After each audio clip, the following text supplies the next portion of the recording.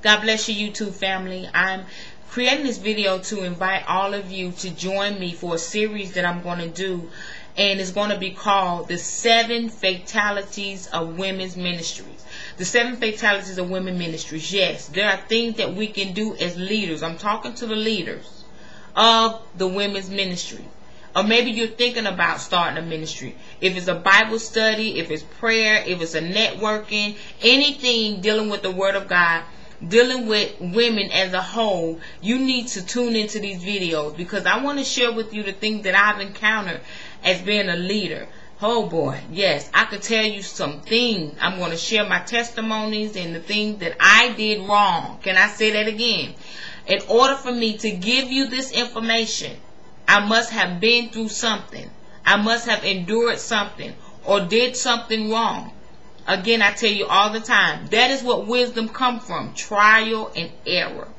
There are things that we can do as leaders that would hurt our ministries. And there are things that we can do as leaders that will kill our ministry. The fatalities. There's things that's just fatal. It's over.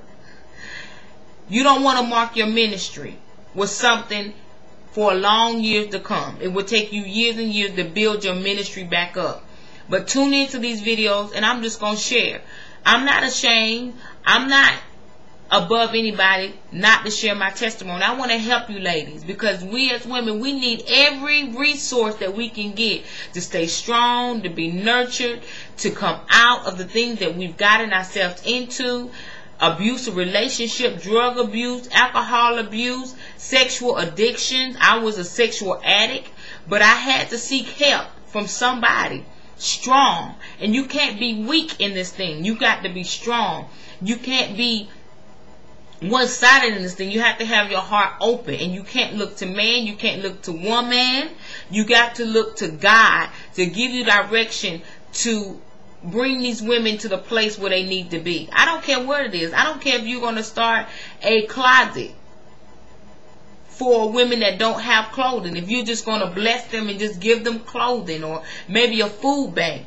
Whatever you're going to do, and it's concerning women, tune into this series, and I'm going to share the 7 fatalities. Avoid these pitfalls. Avoid these pit stops. We want you to just go at a steady pace. We want you to keep jogging. We don't want you to have to stop along the way, trip, stumble up, mess up, and then it will put your ministry back further than God intended for it to be. I want your ministry to go forth steady, at a steady pace. It's been things that I've gone through, and I had to stop ministry because I went through that thing, or I made the wrong decision, or I chose the wrong path. You can't choose the wrong path if you're going to lead women. You've got to deny yourself. I'm going to share all my testimonies, and I got some testimonies that's going to bless you.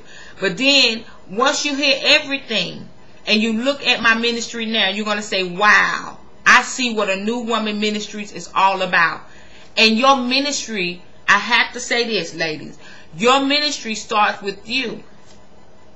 It's not you having a vision and just pointing your finger at everybody else. God is going to deal with your heart and your life first. Every day, every single day, you're going to walk that vision out. Think about the name of the ministry that God has given you, or the network, or whatever God has given you for women. Think about the name of it in the scripture that God told you to base it off of. That's you. Those some things that you had to encounter and endure to make it to where you are today. A New Woman Ministry. That's why I call myself a new woman. God makes me new every day. Every situation is different.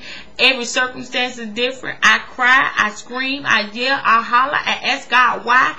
But through it all, when God finished shredding off that old mess, because there's so many layers of mess as women, when He finished shredding off that old mess out of my life, I become new in that area. It's a process.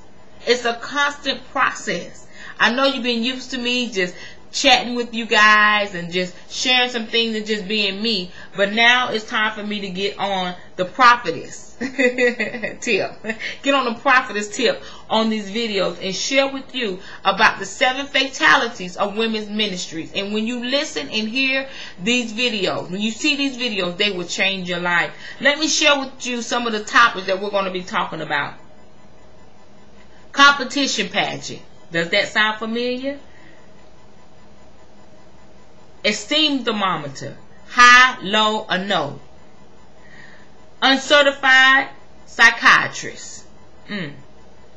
Gossip magnets. That's just to name a few of the topics that we're going to be talking about. So tune in. I pray that you'll be blessed. Tell your friends about it. Take notes. I'm going to be giving scriptures. I'm going to be sharing my testimony. I'm going to bring it raw and plain so that you ladies, pastors, teachers, maybe you're going into another arena of ministry with women. You need that strength. You need that voice that's going to share with you what you can do to make your ministry better. A lot of women out here have ministries, but they don't want to share with the other women how to make their ministry better.